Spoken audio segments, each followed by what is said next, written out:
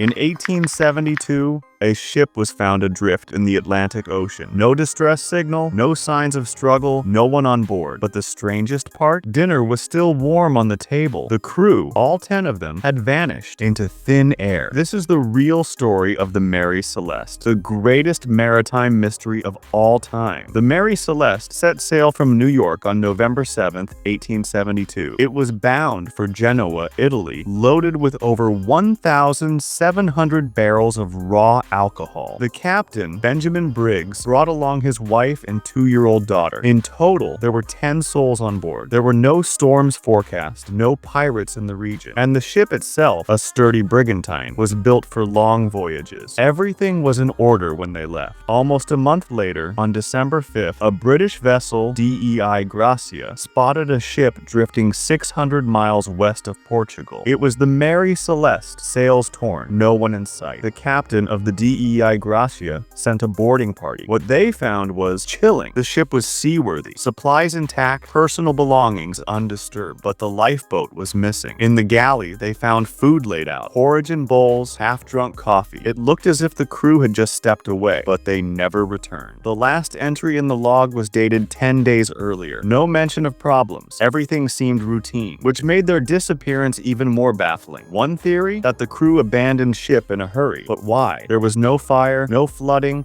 and no damage below deck. So, what were they running from? Later investigation revealed that 9 barrels of alcohol were empty. Had toxic fumes leaked into the ship? Was the crew afraid of an explosion? Some experts believe a sudden vapor buildup could have caused panic. Another theory, mutiny. But again, no signs of violence. And the captain had a trusted, experienced crew. Still, in the open sea, fear can change people. The salvage crew brought the ship to Gibraltar. An investigation followed. Every crew member of the DEI Gracia was questioned. Some even accused them of murder, but the charges were dropped due to lack of evidence. Over time, stories began to swirl that the ship was cursed, that sea monsters dragged the crew away, that aliens abducted them, that it was the Bermuda Triangle, even though it wasn't even near. But perhaps the eeriest detail of all, Captain Briggs's cabin still had his clothes folded, his wife's Bible lay open on the bed, and their daughter's toys untouched. It was like they had vanished mid-thought. If they had abandoned ship, they should have been found. Ships searched the region, but no lifeboat.